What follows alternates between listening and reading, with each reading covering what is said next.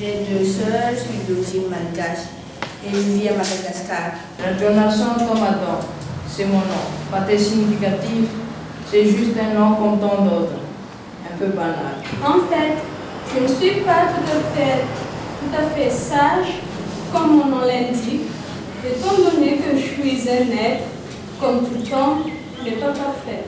Un nom qui fera de moi de la grandeur. Car dans l'histoire, Afouman est le 3e calife parmi les 4 califes dans la religion musulmane. J'ai des yeux marrants et un sourire en or, tout à fait comme mon père. Je suis très proche de mon père et même mon nom, Fabruna, est tiré de Bruno. Et mon prénom, Lantinirine, Lant signifie calme et Nirine c'est désiré. Et on m'appelle Nirine parce que mes parents désirent avoir une fille parce qu'ils avaient 3 garçons avant moi. Et si on résume un peu, mon nom signifie on ne se fâche pas contre moi parce que je suis calme et désirée. J'ai demandé à mes grands frères, à mes cousins, le sens de mon nom. C'est un nom de famille Dide.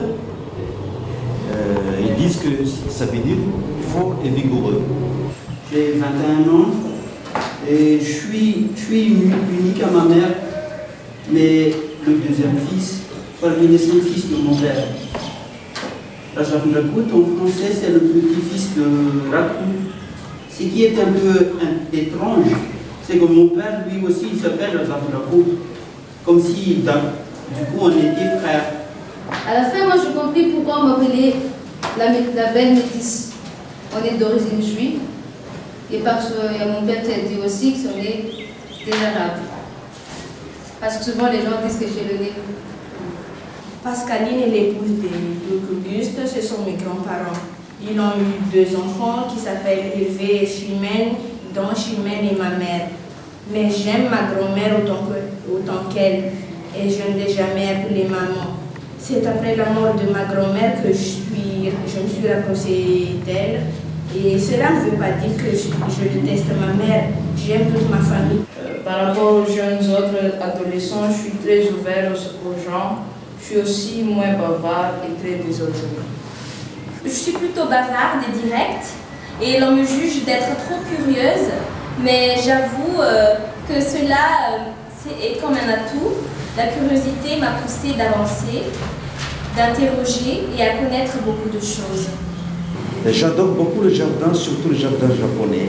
Quand je vois ça à la télé, ça me plaît beaucoup.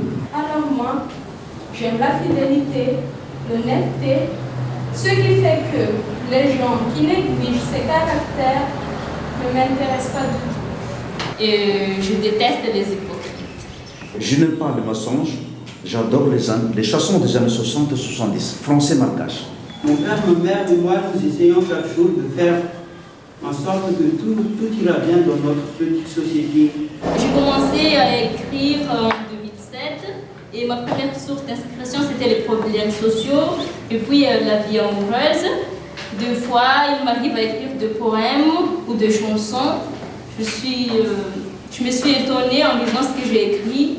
Je pensais même qu'un jour je pourrais avancer à écrire des romans. Peut-être parce que j'étais orphelin de père de mon petit âge. J'adore lire souvent Cosette. J'aime aussi lire les œuvres littéraires de pays francophones comme Marcel Aimé, Senghor et puis Jacques Rabé-Manazar. Elle envisage d'écrire sur la terre toute solidarité à Madagascar. J'aimerais partager mes expériences à mes amis et proches pour qu'ils puissent s'adapter aux problèmes quotidiens et pour qu'ils sachent les lois de la vie.